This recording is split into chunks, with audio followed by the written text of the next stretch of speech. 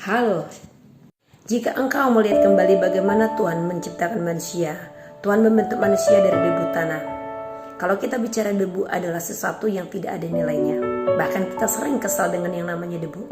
Debu itu kadang-kadang mengesalkan, nempel di badan, nempel di kulit, nempel di rambut, nempel di sepatu, bahkan di perabotan rumah. Sering kita pakai istilah, bersihkan rumah, banyak debu, bersihkan kaca lap karena banyak debu. Tetapi pernahkah engkau berpikir, Tuhan memakai debu yang tidak ada nilainya untuk membentukmu. Tuhan memakai debu untuk menciptakan sesuatu yang ajaib. Karena apa? Di dalam debu Tuhan menaruh yang namanya kehidupan.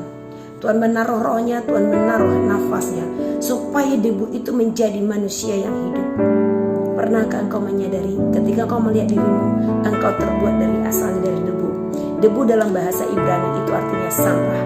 Artinya kita semua diambil dari sampah, dibentuk dari sampah, diciptakan dari sampah. Sampah ini yang akan menjadi suatu kesaksian.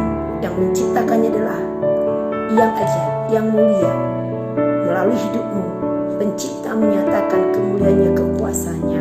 Dari debu menjadi sesuatu yang bernilai berharga, yaitu engkau dan saya. Maka jangan pernah memandang engkau rendah. Karena apa? Engkau yang awalnya adalah debu menjadi berharga. Berharga di mata Bapa, berharga di mata Tuhan Yesus, berharga di mata Roh Kudus. Jadikan hidupmu bagi kemuliaan Bapa, Putra, Roh Kudus. God bless you. Tuhan memilihmu dengan satu tujuan. Engkau mempunyai tujuan hidup. Tuhan memilih engkau untuk menyelesaikan apa yang Tuhan rencanakan dalam hidupmu. Engkau ada bukan karena kebetulan. Engkau ada bukan karena kebetulan. Saya ulangi lagi. Engkau ada bukan karena kebetulan. Engkau ada karena disengaja. Disengaja artinya ada perencanaan, ada kesadaran penuh yang membuatmu. Ya, ada kesadaran yang benar-benar bahwa engkau diciptakan untuk satu tujuan yang mulia. Jangan pernah berkata, buat apa aku dilahirkan, buat apa aku ada di dunia ini, hidupku tidak ada artinya.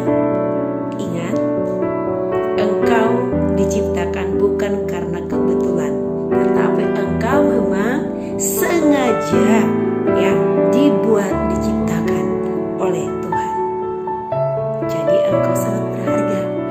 Engkau punya yang namanya misi ataupun tujuan dalam hidupmu. Gali terus siapakah di hadapan Dia Sang Pencipta. Selama kamu menjalani hidup di dunia ini, potensimu akan engkau temukan. Engkau akan menggali potensi itu melalui proses hidupmu. God bless you. Jangan pernah engkau tawar hati di dalam menghadapi setiap apapun.